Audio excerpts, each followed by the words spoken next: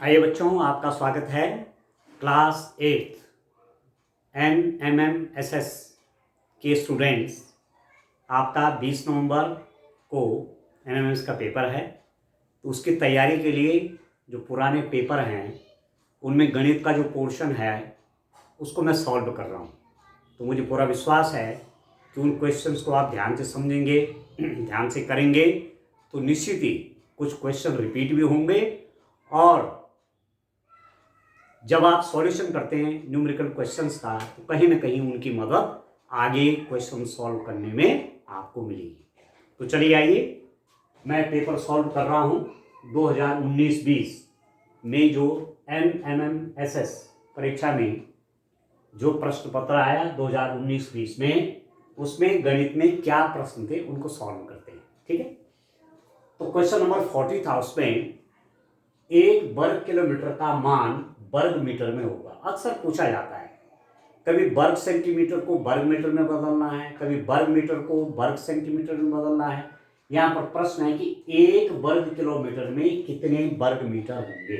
अब सबसे पहले आपको ये जानना है कि 1 वर्ग किलोमीटर का अर्थ क्या होगा। 1 वर्ग किलोमीटर का क्या अर्थ है। 1 वर्ग किलोमीटर का अर्थ है 1 किलोमीटर गुणा गया 1 किलोमीटर। ठीक है, 1 वर्ग किलोमीटर का मतलब हुआ 1 किलोमीटर गुणा 1 किलोमीटर। 1 किलोमीटर लंबा, 1 किलोमीटर चौड़ा वाला जो क्षेत्र है उसका क्षेत्रफल होगा 1 वर्ग किलोमीटर। तो 1 किलोमीटर गुणा 1 किलोमीटर बराबर 1 वर्ग किलोमीटर। अब किस में बदलना है, आपने बदलना है मीटर में, वर्ग मीटर में। तो किलोमीटर के मीटर बना लो। 1 किलोमीटर में 1000 मीटर होते हैं, ये आप जानते हैं।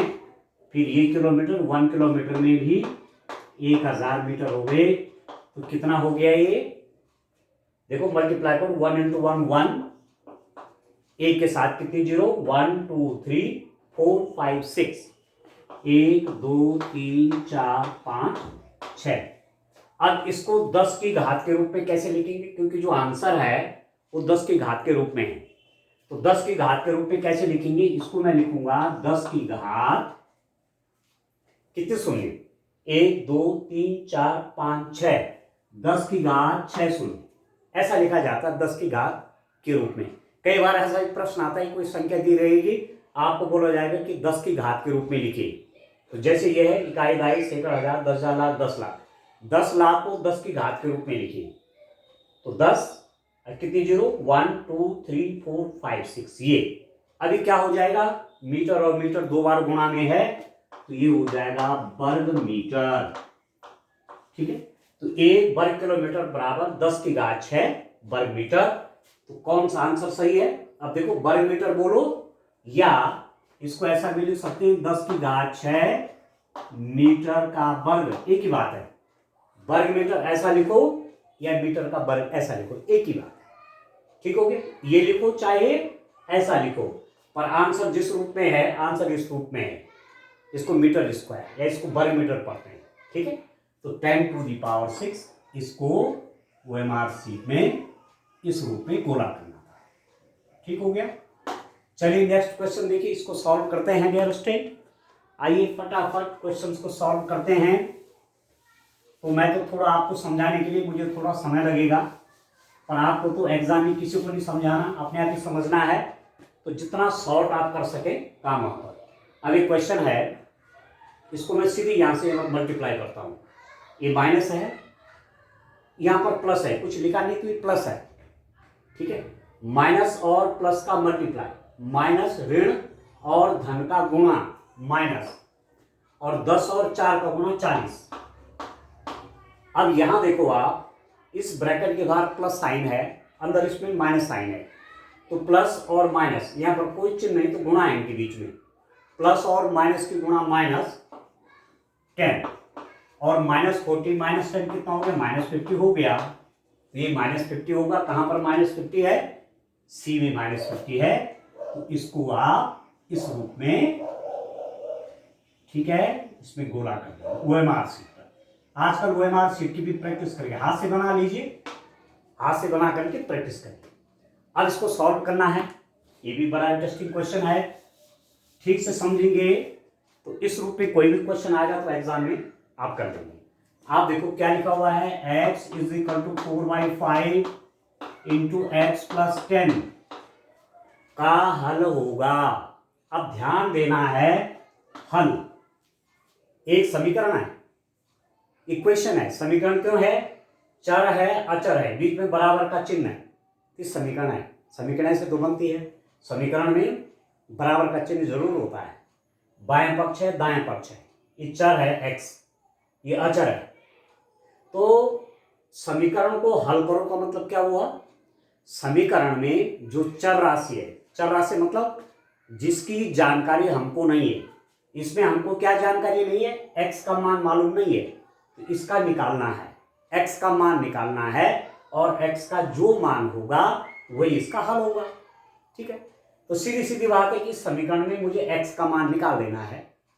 तो आप 5 की गुणा यहां करिए, 5x इज इक्वल टू, यहां देखो 5 की गुणा तो यहां हो गई है, अब 4 की गुणा इसके साथ होगी, पर यहां पर क्या है, ब्रैकेट कोष्टक लगा हुआ है, इसका मतलब 4 की गुणा x में भी होगी 4x प्लस 4 की गुणा 10 में होगी 10 चौके 40। ठीक हो गया। अब प्लस साइन है, सब प्लस है तो प्लस भी रहेगा, 4 की गुणा x में 4x और 4 की गुणा 10 में 40, साइन प्लस। ब्रैकेट इसीलिए लगाते हैं, कोष्टक इसीलिए लगाते हैं कि इस 4 की गुणा इसमें भी होनी है, 4 की गुणा इसमें भी होनी है। अब 4x आप यहाँ ले आओ, 5x, या इसका साइन क्या है, प्लस है, कुछ लिखा नहीं तो प्लस है, प्लस बाईं तरफ आएगा माइनस हो जाएगा, -4x is equal to 40। 5x में 4x माइनस करोगे तो 1x, अब 1 मतलब 1 लिखते नहीं तो x हो गए, 5x माइनस 4x मतलब x इज इक्वल टू 40। तो x इज इक्वल टू 40 क्या है, हल। इसी को हल कहेंगे, क्यों? क्योंकि ये हमें जानकारी इसकी नहीं थी, x का मान समीकरण में क्या है वो हमको मालूम नहीं था, तो x इज इक्वल टू 40 समीकरण का क्या हो गया, हल हो गया। तो कहां पर है आप देखिए, ये हो गया, तो ये आप, ये वाला आंसर सही है। ठीक है डियर स्टूडेंट, चलिए और क्वेश्चन सॉल्व करते हैं। आइए डियर स्टूडेंट, क्वेश्चन नंबर 40 को सॉल्व करते हैं। देखिए आपने ऐसा लिखा देखा कहीं, ये इसका क्या अर्थ होता है, 8 का घनमूल, इसका मतलब 8 का घनमूल प्लस इसका मतलब क्या है, यहां पर 3 लिखा हुआ है, 27 का घनमूल, ये गुणा नहीं है इसके साथ, ये घनमूल का चिन्ह है। ठीक है, आपको ध्यान रखना है, ये है वर्गमूल का चिन्ह, और घनमूल जब निकालना होता है तो घनमूल के लिए यहां पर 3 लिखते हैं, ये घनमूल का चिन्ह है, ये वर्गमूल का चिन्ह है। तो आपके कोर्स में वर्गमूल भी है, घनमूल भी है। जब वर्गमूल निकालते हैं तब इसको यूज करते हैं, और जब घनमूल निकालते हैं तब ऐसा लिखते हैं। तो 8 का घनमूल निकालिए। 8 का घनमूल कैसे निकालेंगे, आप जानते हैं, इसके हम गुणनखंड कर लेंगे, 2 गुणा 2 गुणा 2, 2 दूनी 4 दूनी 8 प्लस 27 के भी क्या करिए, गुणनखंड करिए, 3 तिया 9 तिया 27। और आप जानते हैं घनमूल का नियम क्या होता है, 3 में से 1 लेते हैं कोई। अब जैसे 2 2 2, इनमें से केवल एक 2 बाहर आएगा, 2 प्लस 3 3 3 में एक 3 बाहर आ गया 3, ये हो गया 5। तो 8 का घनमूल 2 और 27 का घनमूल 3, तो 3 और 2 5, तो ये वाला ऑप्शन करेक्ट हो जाएगा। ठीक है, तो वर्गमूल घनमूल आप ठीक से पढ़ लीजिए, वर्गमूल में 2 2 के जोड़े देखते हैं और घनमूल में 3 3 के। ठीक है डियर स्टूडेंट, चलिए नेक्स्ट वाला देखो, क्वेश्चन नंबर 44 देखिए आप। क्वेश्चन नंबर 44 में देखिए क्या है, ये है और ये भाग देने का चिन्ह है, ये भी भिन्न है, ये भी भिन्न है। भिन्न का भिन्न में भाग कैसे होता है, ध्यान दीजिए, -7/12 में भाग देना है -2/13, इसमें इसका भाग देना है। तो भाग देने का नियम आप जानते हैं, कैसे लिखते हैं, -7/12 पूरे का बटा -2/13, ये भाग है ना, ऐसा हो गया। अब माइनस का भाग माइनस में प्लस हो जाता है, जैसे गुणा में होता है ना, माइनस और माइनस की गुणा प्लस, तो वैसे ही भाग में भी ये होता है कि माइनस और माइनस का भाग प्लस हो जाता है, तो चिन्ह तो प्लस होगा। अब ध्यान आपने ये रखना है कि सबसे नीचे वाले हर की गुणा सबसे ऊपर वाले अंश के साथ होती है। देखो सबसे नीचे में इसमें हर क्या है, नीचे वाले में 13, इसकी गुणा इसमें हो जाएगी, तो 13 गुणा गया 7 बटे इसका हर और इसके अंश का गुणा हो जाएगा 12 गुणा गया 2। समझ में आए? एक बार फिर देखिए, सबसे नीचे ये जो भिन्न है नीचे वाली, इसका जो हर है इसका मल्टीप्लाई इसके अंश के साथ, तो 7 गुणा 13 या 13 गुणा 7 बटे भाग किसमें जाएगा, भाग किससे जाएगा, इसके हर ऊपर की जो भिन्न है इसका हर और इसके अंश की गुणा, 12 गुणा गया 2। तो सीधे याद रखने के लिए क्या है कि सबसे नीचे वाले का मल्टीप्लाई ऊपर वाले के साथ और भाग देने में बटे में इन दोनों का गुणा। अब 13 सत्य होते हैं 91 और 12 दूनी होता है 24, कुछ कट भी नहीं रहा है, तो 24 बटे 91, ये आंसर हो जाएगा, करेक्ट आंसर ही हो जाएगा। ठीक हो गया डियर स्टूडेंट, समझ में आ रहा आपको? मुझे पूरा विश्वास है कि आपको समझ में आ रहा होगा और अपनी मैथमेटिक्स को स्ट्रॉन्ग करिए। ठीक है, तो अच्छा पेपर आप करेंगे। चलिए एक क्वेश्चन और देखते हैं, तो ध्यान से आप करेंगे, ध्यान से समझेंगे तो फिर दिक्कत नहीं आएगी। अब एक पैटर्न दिया हुआ है, एक सीक्वेंस दी हुई है, एक पैटर्न है सीक्वेंस, -9 सॉरी ये वाला है 7 के बाद क्या है 3, फिर -1, फिर -4। अब कह रहे हैं कि इसी रूप में आगे बढ़िए, है ना, इसी रूप में आपको आगे बढ़ना है। जैसे कोई पैटर्न है 2, 4, 6 और आपको बोला आगे बढ़ो, तो आप कहेंगे 8, 10, 12 आगे बढ़ते जाएंगे। वैसे ये पैटर्न, ये घटता हुआ पैटर्न है, इसमें घट रहा है, देखो घट रहा है कि नहीं घट रहा है, इसमें संख्याएं छोटी होती जा रही हैं। 7 से 4 कम 3 है, 3 से 4 कम ये है। अब आप देखो इसमें मैं क्या माइनस करूं कि 3 हो जाए, आप बोलेंगे 7 माइनस 7 में -4 करूंगा तो 3, 7 में से 4 घटाया 3 में से 4 घटाओ 3 - 4 तो कितना -1, 3 - 4 तो चिन्ह आएगा माइनस, क्योंकि ये क्या है माइनस की संख्या, यहाँ पर ये प्लस है ये माइनस है, तो हिसाब से माइनस का देखा जाए तो 4 है ना, तो चिन्ह उसी का आएगा। ठीक है, फिर -1 - 4 करूंगा तो -5। अब आप ध्यान दीजिए, -1 - 4। ठीक है, जब इस रूप में होता है, ये गुणा और भाग का सवाल नहीं है, ये जोड़ घटाने की बात है। -1 को ये समझ लीजिए आप 1 रुपये का कर्जा, और -4 को ये समझ लीजिए कि 4 रुपये का कर्जा।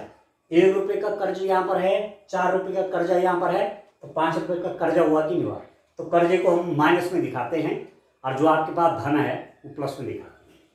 3 रुपये +3, चिन्ह बाएं ओर देखा जाते हैं +3 है, 3 रुपया का है पर कर्जा 4 रुपये का है, तो 1 रुपया कर्जा अभी चढ़ गया है -1। यह +7 7 रुपये आपके हैं, कर्जा है 4 रुपये का, तो 7 में 4 गए 3 रुपये प्लस का है। ठीक है, तो अब आप समझ रहे हैं कि 4 घटा के मिल रहा है, इसमें 4 घटाए ये मिला, इसमें 4 घटाओ ये मिला, इसमें से भी 4 घटाई, अब क्या हो जाएगा -5 में 4 घटाओ, -5 में 4 माइनस करो तो कितना हो जाएगा। मैं आपसे कह रहा था -5 का मतलब क्या है 5 रुपये का कर्जा, -4 का मतलब क्या है 4 रुपये का कर्जा, तो कितने रुपये कर्जा हो गया 9 रुपये का, मतलब -9 हो, तो एक पद तो -9 हो गया। इसमें से फिर 4 और घटाए अगला पद लाने के लिए, तो -9 - 4। अब इसको बोलिए कितने रुपये का कर्जा है 9, यहाँ पर कितने रुपये का कर्जा हो गया 4, तो कर्जा बढ़ गया, 9 रुपये का यहाँ पर था और 4 रुपये का, तो 13 रुपये का कर्जा, तो -13। एक अगला पद और देखेंगे तो 4 इसमें और घटाइए, -13 - 4 बराबर 13 रुपये का कर्जा यहाँ पर है, 4 रुपये का कर्जा और हो गया, दोनों माइनस माइनस है, तो 17 रुपये का कर्जा कैसे दिखाएंगे -17। तो -9 -13 -17 वो 3 आगे वाले पद हो जाएंगे। -9, -13, -17 ये वाला, तो ये वाले आंसर आपका सही हो जाएगा। ठीक है, इस पैटर्न की क्या विशेषता थी, 4 घट रहा है, इसमें से 4 माइनस करिए ये आएगा, 4 घटाइए इसमें से ये आएगा, 4 घटाइए इसमें से ये आएगा, इसमें 4 घटाइए ये आएगा, 4 घटाइए ये आएगा, इसमें 4 घटाइए ये आएगा, बस ये आपका आंसर ठीक है ना, ये करेक्ट आंसर है। चलिए और क्वेश्चन देखते हैं और क्वेश्चन सॉल्व करते हैं। आइए एक बात देखिए डियर स्टूडेंट, यहाँ पर ऑप्शन हमने गलत लगा दिया, हमारा ये उत्तर आ रहा था ना 91/24, हमने यहाँ लगा दिया, गलत हो गया। एग्जाम में भी आपने यही ध्यान देना है कि कोई ऑप्शन हमारा हमने बोला गलत तो नहीं लगा दिया, ये तो ध्यान रखना है। देखो इसको फिर सॉल्व कर लेते हैं, वो तो मैंने एक बार चेक कर लिया, अदरवाइज ये ऐसे ही आगे बढ़ता जाता। ठीक है, मैं इसको कर रहा था ना, देखिए मैं कह रहा था इसको कैसे लिखूंगा, -7/12 और पूरे का बटा -2/13, ये कितना हो गया, मैंने कहा माइनस माइनस प्लस बन गया, ये हो गया 7/12 2/13। अब मैंने क्या कहा, इसकी गुणा इसके साथ होगी, तो ये हो जाएगा बराबर 13 और 7 का गुणा, 13 गुणा गया 7, किससे भाग करेंगे, 12 और 2 से भाग कर देंगे, 12 गुणा गया 2, तो 13 सत्ते 91/12 ये वाला आंसर सही, दिस वन। हमने कैलकुलेशन तो ठीक कर दी थी, परंतु जब गोला लगाया तो गलत लगा दिया। ठीक है, ये वाला आंसर करेक्ट है, और 45 में तो सी वाला ही, वो सॉरी ए वाला सही है, ये वाला ठीक हो गया। तो चलिए और आगे देखते हैं आप। डियर स्टूडेंट नेक्स्ट क्वेश्चन देखते हैं, क्वेश्चन नंबर 46। यदि 43n = 0.086 तो m का मान बताइए। ठीक है, तो देखिए आप क्या लिखा हुआ है, 43n = 0.086, आगे 0 नहीं भी लगाएंगे तो कोई दिक्कत नहीं है, ओके, इसकी कोई इंपॉर्टेंस होती भी नहीं है। तो n = कितना हो गया, यहाँ पर ये 43 जो है m के साथ गुणा में है, तो जब आप m का मान निकालेंगे बाहर में चला जाएगा, ये हो जाएगा 0.086/43। अब मैं यहाँ पर एक सरल तरीका आपको बता रहा हूँ। ठीक है, दशमलव के बाद कितने अंक है, 1 2 3, और यहाँ दशमलव नहीं है, तो क्या करेंगे, इसका दशमलव हटाओ, मैंने ये हटाया दशमलव, ये मैंने हटा दिया, अब कितने हैं, 1 2 3, यहाँ 3 0 लगाए, सरल तरीका क्या था, 0.086/43 था ना, मैंने यहाँ दशमलव हटाया क्योंकि नीचे नहीं था दशमलव हटाया, और दशमलव कितने अंक थे, 1 2 3, तो 3 शून्य लगा। ठीक है, अब आप देखिए ये हो गया m = 86/, इकाई दाई से आ जाएगा 43 से कटेगा, 43 दूनी 86, और 43 से कम 43, तो ये हो गया 2/1000, 43 से काट दे, 43 से कम 43, 1000 हो गया।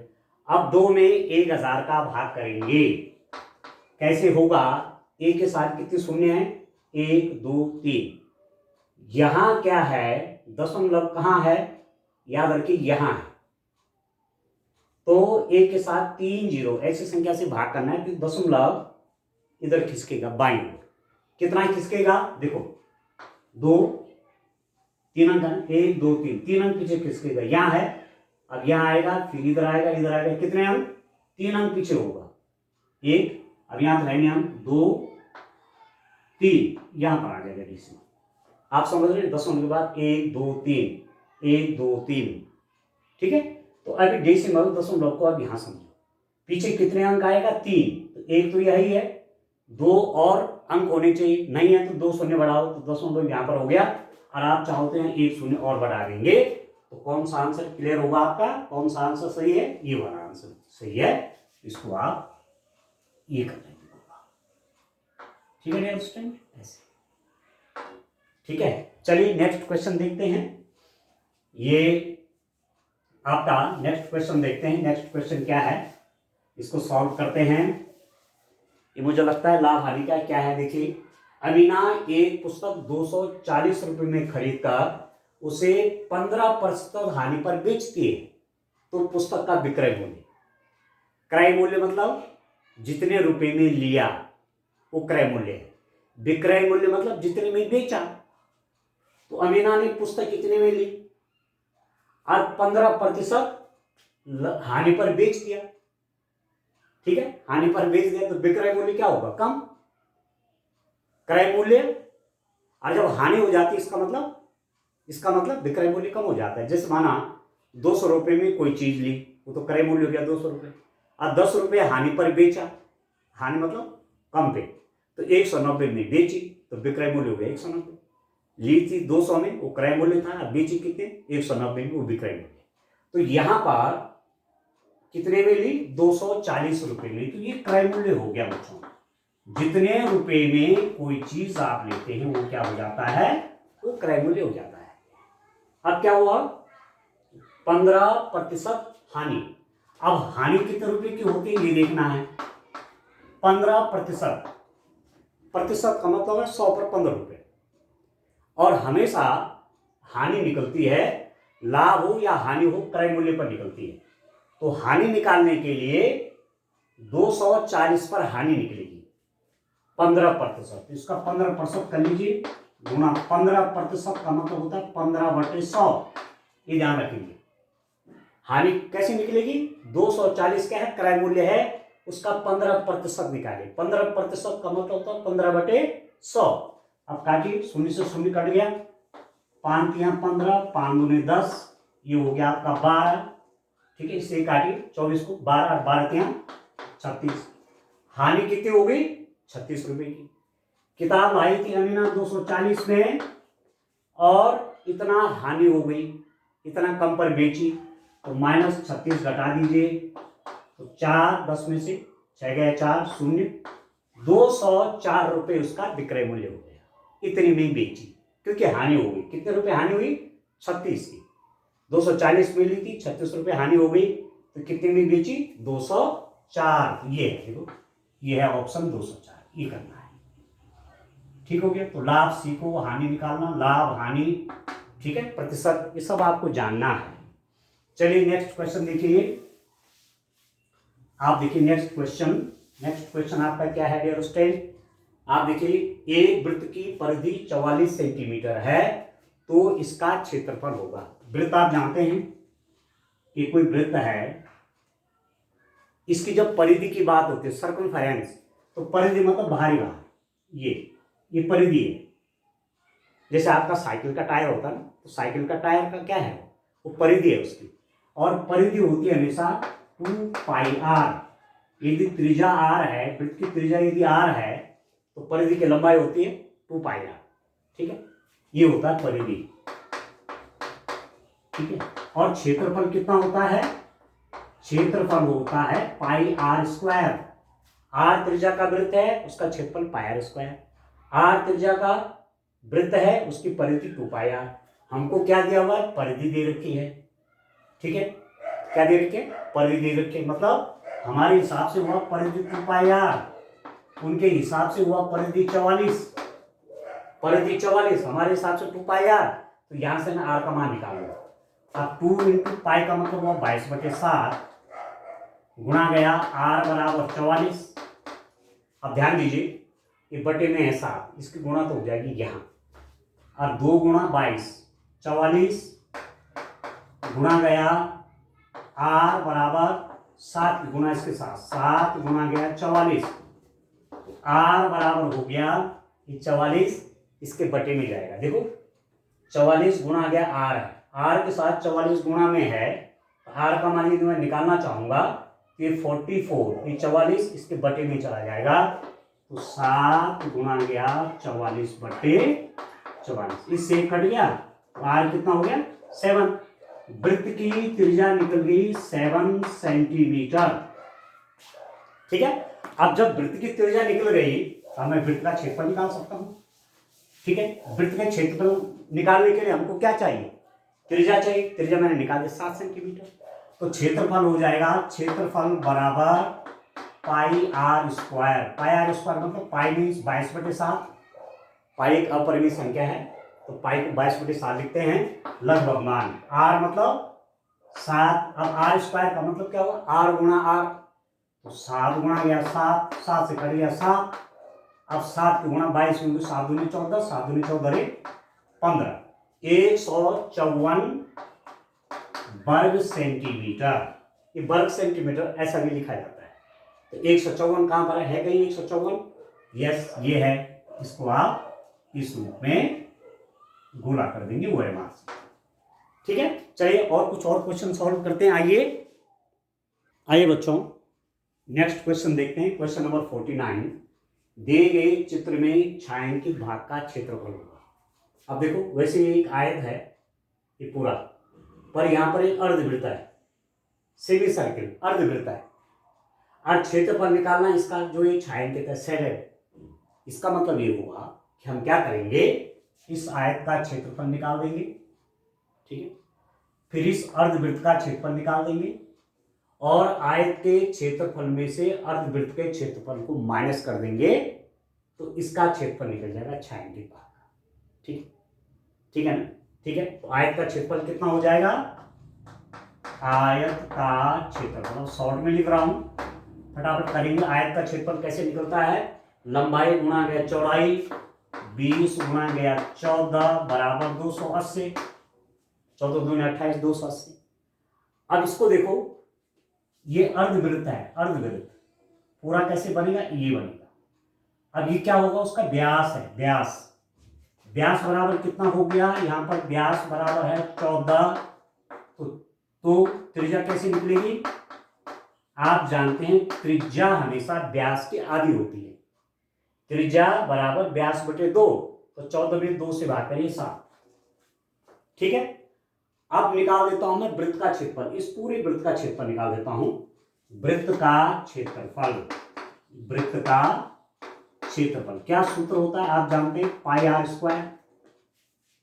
ठीक है, या आप ये देखो, ये तो आधा वृत्त है, वृत्त का क्षेत्रफल होता है पाई आर स्क्वायर, तो यदि ये अर्धवृत्त है, अर्धवृत्त का क्षेत्रफल, ये तो अर्धवृत्त है, आधा आधा वृत्त है, तो उसका क्षेत्रफल क्या हो जाएगा, बटे 2। वृत्त के क्षेत्रफल में 2 से भाग करूंगा तो अर्धवृत्त का आ जाएगा, आधे वृत्त का, तो ये कितना हो गया, 1/2। पाई का मान होता है 22/7 गुणा आर स्क्वायर का मान हुआ आर गुणा गया आर, आर हमारा निकला हुआ है 7, आर मतलब त्रिज्या, तो 7 गुणा गया 7, काट दीजिए, 1 7 से 7 कटा, 2 11, 2 से 11 22 कटेगा तो 11 आएगा, 11 7 77। ये जो अर्धवृत्त आया ये 77 आ गया इसका क्षेत्रफल, ये इसका।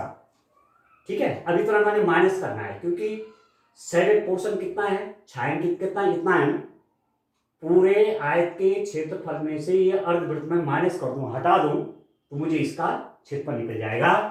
तो छायांकित भाग का क्षेत्रफल कितना हो जाएगा, आयत का क्षेत्रफल, आयत का क्षेत्रफल था 280, ये पूरा क्षेत्रफल 280 था, माइनस कितना, माइनस क्या, अर्धवृत्त का क्षेत्रफल माइनस कर दिया, दैट इज इक्वल टू 77। तो 280 में 77 माइनस करिए, 10 में 7 गया 3, 7 में 7 गया 0, 203 आ गया। अंडरस्टैंड, कहां पर है 203, ये तो 203 वर्ग सेंटीमीटर इसका क्षेत्रफल आ गया। आगे समझ में, ठीक है ना। तो चलो नेक्स्ट क्वेश्चन देखते हैं, समीकरण वाला है, समीकरण से भी क्वेश्चन आपको मिलेगा ही मिलेगा एग्जाम में, इसलिए ठीक से समझिए, और जब ठीक से समझेंगे तो आगे न्यूमेरिकल करने में दिक्कत नहीं होगी। m बराबर क्या दिया हुआ है, -10, एक व्यंजक क्या दे रखा है, m² - 2m -100 का मान निकालिए। कहने का मतलब ये हुआ, इसका मान निकालने का मतलब ये हुआ कि m की जगह पे क्या रख दो, -10, ये आपको दिया हुआ है, तो m की जगह पर रख दो -10 का स्क्वायर, -2 इंटू m की जगह पे -10 -100, तो पहले से यहाँ ही है। अब -10 का स्क्वायर कितना हुआ, -10 इंटू -10 स्क्वायर है ना, मतलब इसी को 2 बार गुणा करो, और माइनस और माइनस की गुणा प्लस, और 10 और 10 कितना हुआ 100, 10 और 10 की गुणा 100, ये हो गया 100। अब इसको देखो, माइनस और माइनस की गुणा प्लस, 10 दूनी 20, अरे माइनस 100 है, 100 से 100 काटिए, ये प्लस 100 है, ये माइनस 100 है, कट गए, क्या बचा बच्चों 20, 20 आ गया 20, इसका मान आ गया 20। अब खोजिए 20 कहां है, ये देखिए प्लस 20 ये, ठीक हो गया। इस रूप में ये क्वेश्चन आपको सॉल्व करना है, ठीक है। चलो इसका तीसरा वाला पोर्शन जो है उसको भी सॉल्व करते हैं, क्वेश्चन नंबर 51 को भी सॉल्व करते हैं डियर स्टूडेंट। आइए आप देखो क्या है, एक संख्या दी हुई है 318650000, इकाई, दाई, सैकड़ा, हजार, 10,000, लाख, 10 लाख, करोड़, 10 करोड़, अरब, 3 अरब 18 करोड़ 65 लाख, इकाई, दाई, सैकड़ा, हजार, 10,000, लाख, 10 लाख, ठीक है, करोड़, 10 करोड़, अरब, 3 अरब 18 करोड़ 65 लाख।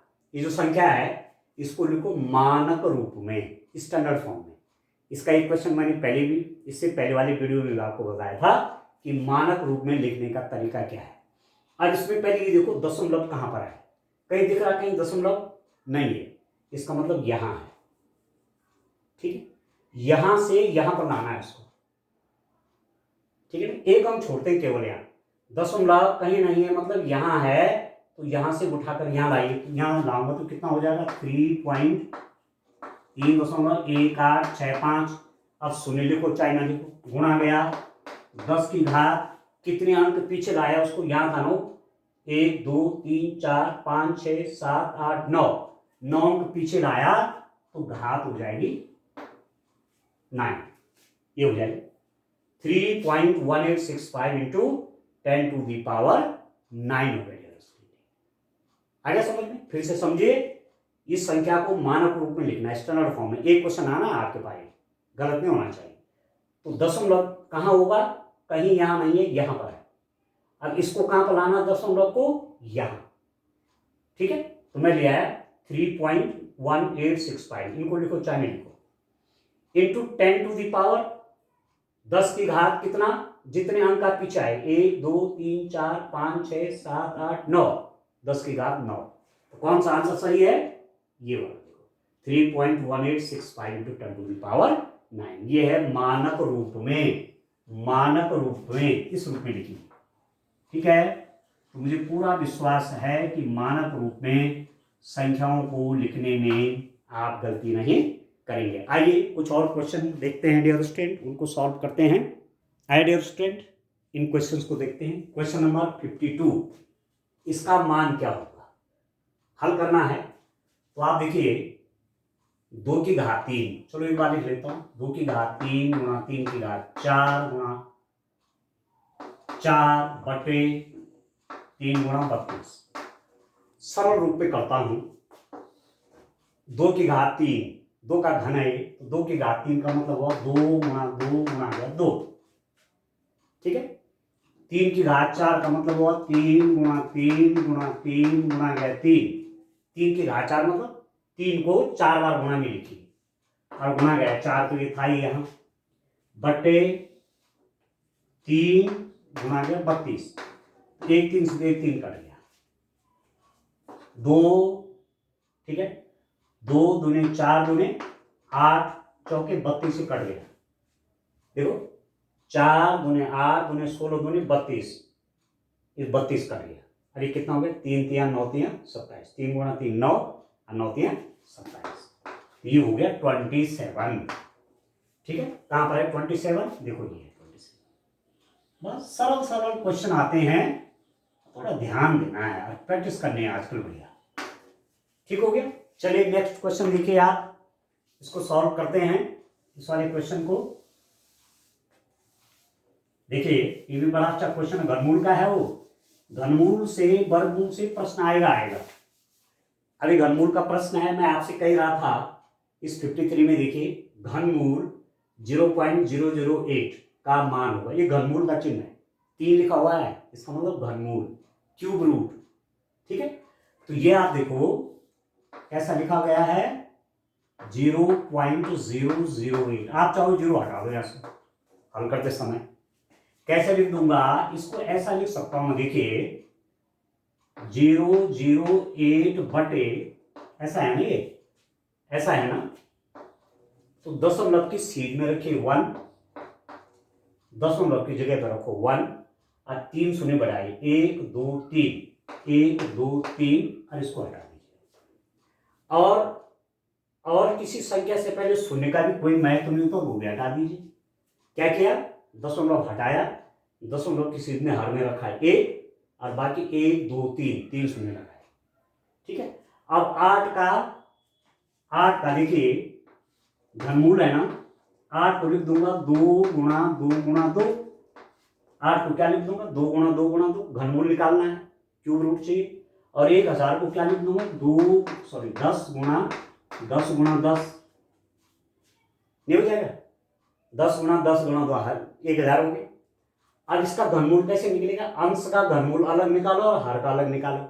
अब घनमूल में आप जानते हैं कि 3 में से 1 लेते हैं तो ये हो जाएगा 2 बटे, क्योंकि यहाँ 3 लिखा हुआ है ना, इसका मतलब घनमूल, तो इनमें से 1 2 आ जाएगा और इनमें से 1 10 आ जाएगा ये, और 2 बटे 10 भाग करेंगे तो 0.2 हो जाएगा, 2 में 10 का भाग करेंगे तो 0.2, तो कौन सा वाला आंसर सही है, ए वाला सही। ठीक है, 2 में 10 से भाग कर रहे हैं तो इस रूप में डेसिमल लगेगा, एक के साथ एक शून्य, इस समय दशमलव कहाँ है, यहाँ है, तो एक के साथ एक शून्य से भाग कर रहे हैं, 10 से कर रहे हैं तो डेसिमल किससे कि यहाँ पर आ जाएगा, ये हो गया 0.2। ठीक हो गया, तो 0 रखो चाहे न रखो, पर इसमें है तो इसी रूप में इसको रखना है। अब चलिए नेक्स्ट देखिए, ये वाला क्वेश्चन, ये भी बहुत इंपॉर्टेंट क्वेश्चन है, प्रतिशत से है। ठीक है, कहीं लाभ है, कहीं हानि है, कहीं क्रय मूल्य है, विक्रय मूल्य है। इसमें क्या देखते हैं, यदि किसी संख्या का 7/3% 42 हो तो संख्या होगी। यदि किसी संख्या का, अब किसी संख्या मतलब संख्या मालूम नहीं, संख्या नहीं दी हुई है, यदि किसी संख्या का, अब किसी संख्या मतलब संख्या नहीं मालूम, तो माना हमने कहा वो संख्या x है, x किसी संख्या मतलब x का 7/3% का मतलब गुणा, इसका 7/3% निकालिए, किसका, x का। और 7/3% कैसे निकालते हैं, आप ऐसा लिख दो पहले इसको, चाहे 7/3% किसी संख्या का, x का 7/3%, 7/3% बराबर कितना है, 42, ये दिया हुआ है। संख्या का 7/3%, मैंने कहा संख्या क्या है, x है, x का 7/3% बराबर 42, x का मान निकालना है, तो प्रतिशत निकालने का सिंपल सा तरीका है 100 से भाग करें। 7/3% का मतलब हुआ 7/100 से इसमें और भाग करें, जैसे 15% मतलब 15/100, 10% मीन 10/100, तो 7/3% मतलब 7/3 और 100 से और भाग हो जाएगा, बराबर कितना हो गया, 42। ठीक है, अब इसकी गुणा होनी बच्चों, यहां इसकी गुणा, तो x बराबर हो गया 42 गुणा गया, ठीक है, x की जगह भी 7 भी इसके साथ है, 7 भी है, 7 गुणा गया, देखो ये 7 भी है गुणा में, 7 गुणा x बराबर इसकी गुणा इसके साथ, तो 42 गुणा गया 3 गुणा गया 100। यदि मैं x का मान निकालना चाहूंगा तो ये 7 इसके साथ गुणा में है, यहां चला जाएगा भाग में। ठीक हो गया, तो 42 गुणा 3 गुणा 100/7, 7 छके 42, अब 6 गुणा 3 गुणा 100, तो x बराबर 6 3 18, अब 18 गुणा 100 करेंगे तो 2 जीरो और हो जाएंगे इसके साथ, 1800। तो कौन सी संख्या है वो, ये वाली है, डी आपका 1800, 1800। आ गया समझ में। चलिए कुछ और क्वेश्चन सॉल्व करते हैं। आइए डियर स्टूडेंट, आइए बच्चों इस क्वेश्चन को देखते हैं। क्वेश्चन नंबर 55, यदि 26, 28, 25, x 24 का माध्य 27 हो तो x का मान ज्ञात कीजिए। 26, 28, 25, x 24 का माध्य 27 है तो x का मान निकालिए। अब देखो आपके पास माध्यिका का प्रश्न आ सकता है, माध्यिका की हमने इससे पहले 2 सवाल आपको कराए। आपके पास माध्यिका प्रश्न हो सकता है, मीन वो मैं भी बता रहा हूं। आपके पास बहुलक का प्रश्न हो सकता है। बहुलक में जो आंकड़ा सबसे ज्यादा बार आता है वही बहुलक होता है। ठीक है, आगे क्वेश्चन आएगा, आगे क्वेश्चन जो और पेपर करेंगे उसमें आएगा, परंतु मैं आपसे कह रहा हूं कि बहुलक, बहुलक कैसे निकालते हैं? जो आंकड़ा दे रखा है, जैसे ये आंकड़ा है, तो जो संख्या सबसे ज्यादा बार आई हुई है वही बहुलक होता है। ठीक है, अब यहां हमको निकालना है माध्य। माध्य कैसे निकालते हैं? माध्य को औसत भी कहते हैं। माध्य बोलो या औसत बोलो।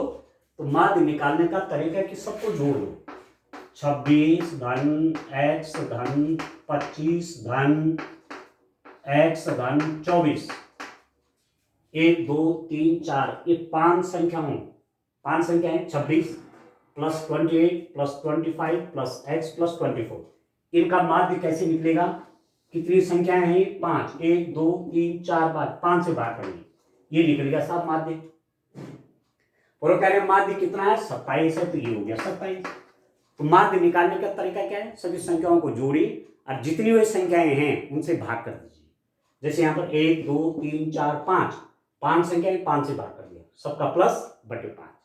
अब इसकी गुणा यहाँ करिए, इनको जोड़िए, 5 4 9 और 8 17 6, 23 का 3 आसिक 2, 4 6 8 और 10, 103 धन x बराबर, इस 5 की गुणा यहाँ हो जाएगी, 5 गुणा गया 27। ठीक है, 103 धन x बराबर 7 पंजे 35 का 5 हासिल 3, 5 में 203 13। अब यदि आप x का मान चाह रहे हैं तो 103 या उसका चिन्ह धन है वहां जाकर के ऋण हो जाएगा, तो ये हो जाएगा x बराबर 135 माइनस, ये यहां जाके माइनस हो जाएगा 103। तो x बराबर 135 में 103 गया तो कितना हो गया? 32। तो x का मान कितना हो जाएगा? 32। ये वाला आंसर आपका करेक्ट होना है। ठीक हो गया, इस रूप में करना है स्टैंड, ये आपका हो गया। ठीक हो गया। अब देखो नेक्स्ट क्वेश्चन देखिए, बड़ा इंटरेस्टिंग क्वेश्चन है ये भी। ये आंकड़ों का प्रबंधन 6 7 8 सब जगह आपने पढ़ा हुआ है, आंकड़ों का प्रबंधन सांख्यिकी, उसका क्वेश्चन है। देखिए, एक स्कूल के 10 अध्यापकों की वर्षों में आयु इस प्रकार है। जो वहां अध्यापक हैं, किसी स्कूल में टीचर्स हैं, उनकी आयु 32 41 28 54 35 26 23 33 38 40 है। तो अध्यापकों की आयु का परिसर, ठीक है, कैसे निकलेगा? आपने ये देखना है, परिसर निकालने के लिए, रेंज निकालने के लिए क्या करेंगे? सबसे छोटा आंकड़ा कौन सा है, सबसे कम उम्र का कौन है? देखो 28 28 से भी कम है कौन? 26 23।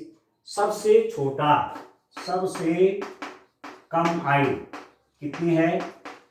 सबसे कम आयु कितनी है बच्चों? सबसे कम है यहाँ पर 23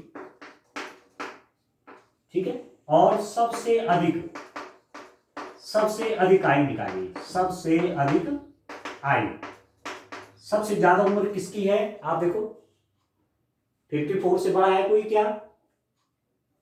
नहीं है, सबसे अधिक 54 है। ठीक है, सबसे छोटा आंकड़ा 23 और सबसे बड़ा 54। सबसे कम उम्र इसमें किसकी है? 23 साल वाले की। और सबसे ज्यादा किसके? 54। तो यदि आप परिसर निकालना चाहते हैं, परिसर निकालना चाहते हो, तो सबसे बड़ी उम्र से सबसे छोटी उम्र को माइनस कर लीजिए। 54 माइनस 23, 54 माइनस 23, सबसे बड़े उम्र से सबसे कम को माइनस कर लीजिए। तो किसी आंकड़े का परिसर निकालना है, परिसर निकालना है, रेंज निकालनी है, तो सबसे बड़े डाटा में से सबसे कम डाटा को क्या कर लीजिए? माइनस कर लेंगे, या इसको रेंज बोलिए, परिसर के बजाय रेंज बोलिए, ठीक है, इंग्लिश में। इसमें से माइनस करेंगे, 4 में 3 गए 1, 5 में 2 गए 3, 31 हो गया। ठीक है, ठीक है उसमें, तो 31 साल हो गया। 31 में कहां पर आंसर है? ये आंसर है। ठीक है, तो परिसर इस रूप में निकालेंगे आप, आ गया समझ में? ठीक है ना, परिसर इस रूप में निकालेंगे। रेंज, रेंज तो बोल रहा था ना, परिसर के लिए रेंज, तो परिसर इस रूप में निकालेंगे, सबसे बड़े आंकड़े से सबसे छोटे आंकड़े को माइनस कर देंगे। ठीक है, अब चलिए इस क्वेश्चन को देखते हैं, ये बड़ा इंपॉर्टेंट क्वेश्चन है ये भी। ठीक है, ज्योमेट्री रेखा गणित का सवाल है। देखो यहां आप देखिए क्या क्या दिया हुआ है, क्या क्या दिया हुआ है। दिए गए चित्र में यदि ए बी बराबर ए सी, ए बी ये वाली भुजा और ए सी आपस में बराबर है। अब अभी आपको कारण मालूम चल जाएगा कि ऐसा क्यों दिया हुआ है। ए बी बराबर ए सी दिया हुआ है तो एक्स डिग्री का मान बताए। एक्स डिग्री कहां पर है, एक्स डिग्री ये है, ये यहां पर इसका मान चाहिए, ये दे नहीं रखा है। तो आप ध्यान करिए कि यदि ये दो भुजाएं त्रिभुज में बराबर हैं तो इनके आमने सामने के कोण बराबर होंगे। इस भुजा के सामने का कोण ये और इस वाले भुजा के सामने का कोण ये कोण और ये कोण आपस में क्या हो जाएंगे, बराबर हो जाएंगे। ठीक है, अब ये कोण हमको मालूम चल जाएगा। देखो ये पूरा कोण कितना होता है, 180 अंश ऋजु कोण होंगे। ठीक है, ये पूरा 180, ये 120 है तो ये अपने आप में 60 हो जाएगा। ये 60 हो गया तो ये भी 60 हो जाएगा। ठीक है, थोड़ा बड़ा बनाओ चित्र, यहां पर देखिए आपको समझने में दिक्कत ना हो रही हो।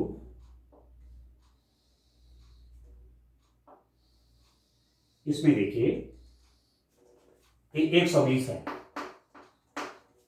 A B C D E, इसका मान चाहिए। ये है एक्स डिग्री, ये वाला कोण एक्स डिग्री, इसका मान चाहिए। ये दिया हुआ है 35। ठीक है, यदि 120 है तो ये हो जाएगा 60, इसको और इसको मिला के पूरा 180। अब क्या दे रखा है, ये भुजा और ये भुजा बराबर है त्रिभुज में। इस त्रिभुज में ये भुजा ये भुजा आपस में बराबर है, तो इस भुजा के सामने का कोण ये और इस भुजा के सामने का कोण ये भी आपस में बराबर हो गए। त्रिभुज में बराबर भुजाओं के आमने सामने के कोण बराबर होते हैं। इस भुजा के सामने का ये और इस भुजा के सामने का कोण ये भी आपस में बराबर होंगे। ये कितना हो गया, 60। ये 60, ये 60, तो ये तीसरा कोण कितने अंश का होगा, त्रिभुज के तीनों अंत कोणों का योगफल 180। तो 60 60 120, तो ये 60 बच गए, ये 60 हो गए। ठीक है, 60 60 60 180 हो। अब हमको तो ये चाहिए, इसको चाहने के लिए हम इस बड़े वाले त्रिभुज में देखेंगे। इसमें अभी बीच की रेखा भूल जाएगी। ये कोण कितना है, पूरा 60 + 35, ये जो शीर्ष कोण है ये वाला 60 + 35, ये हो जाएगा 5, ये 95 होगा। ये 95 है, ये कितना है, ये वाला 60। ठीक है, आप देखो ना, ये वाला कोण 95, इस वाले त्रिभुज की बात कर रहा हूं, इस बड़े वाले की, बीच में छोड़ दीजिए। ये 95, ये +60 और तीसरा है x, ये वाला, ये x डिग्री है। x डिग्री बराबर 180 अंश होगा कि नहीं होगा। त्रिभुज के इस कोण और इस कोण और इस कोण का योग 180। अब जोड़ लीजिए, 5 9 से 15, 155 डिग्री प्लस x बराबर 180। अब x का मान कैसे निकलेगा, x का मान निकलेगा, इसको वहां ले जाओगे वो माइनस हो जाएगा। तो यहां पर देखो x बराबर 180 माइनस 155, x बराबर कितना हो गया, 10 में 5 गया 5, 7 में 5 गया तो 25 डिग्री हो जाएगा बच्चों। ठीक है, ये x कितना हो गया, 25 डिग्री। कहां पर है, ये। ठीक है, तो इस रूप में आपको ये क्वेश्चन करना है। ठीक है, चलिए इसमें एक और क्वेश्चन अब रह गया है, उसको भी कर देते हैं डियर स्टूडेंट। आइए डियर स्टूडेंट, ये वाला क्वेश्चन भी सॉल्व करते हैं।